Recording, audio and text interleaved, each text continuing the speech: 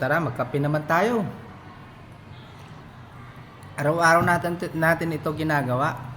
Tuwing pagkatapos maligo at bago pumasok sa trabaho. Tabang nagkakape tayo mga boss, meron akong ikukwento sa inyo dahil meron po akong nakitang post na picture ng isang magnanakaw. At base nga doon sa caption, etc. At doon sa mga comment, ang sinisisi ay security guard. Bago ko malang umpisa ng kwento mga boss, unahan ko na kaagad kung sino may kasalanan dito. Ang may kasalanan dito, yung may-ari ng gamit. Alam mo kung bakit? Burara ka sa gamit.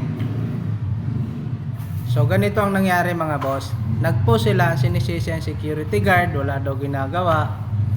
Ganito, ganyan, at kasabwat pa di umano ng kawatan.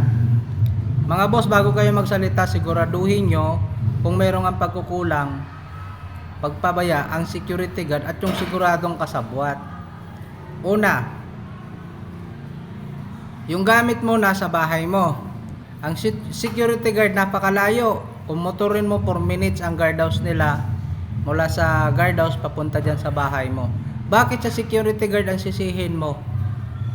Ay napakalayo ng tao. Dapat ikaw mismo ang sisihin na may-ari. Kasi katabi mo na yung gamit mo, nawala pa. Pagkukulang nyo, sisi nyo sa iba. Oy, magising kayo. Magising kayo sa katotohanan. At doon naman sa mga naguhusga ng security guard daw ay kasabwat ng kawatan, paano mo nasabi? Buti ka pa, alam mo, siguro ikaw ang kasabwat. Alam mo ba kung ano ang trabaho ng security guard? Hindi. So bago ka maghusga, siguraduhin mo na alam mo ang trabaho ng security guard. At pasabi-sabi ka pa, kaya mo nasabi na ganoon, dahil ikaw mismo ninakawan ng security. O hindi lahat ng security boss magnanakaw. At kung totoo man ang sinasabi mo na nanakawan ka ng security guard, pati mo pinakulong. Puro kasatsat. Ha? Hindi lahat ng security guard ganon kagaya ng iniisip mo. Okay? So bago tayo magsalita, siguraduhin po natin na wala pong masasaktan na ibang security guard katulad ko. Hindi nyo pa naranasan ang aking naranasan.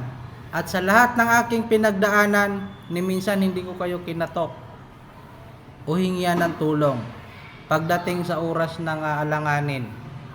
Kagaya ng experience ko, inaabot ng madaling araw kung saan dyan sa munisipyo para mag-inquest. Maghingi ako sa inyo ng tubig, wala po kayong binibigay. So yun lang. Maraming salamat. At doon sa homeowner na nagpost ng picture ng isang kawatan at may caption na hindi kaaya-aya, at sa mga nagko-komento dyan, kung gusto nyo na hindi mawala ang gamit nyo kahit naburara kayo, mag-hire kayo ng security guard dyan mismo sa bahay nyo, i-duty 24 hours. Huwag yung napakalayo na security guard ang sisihin nyo. God bless.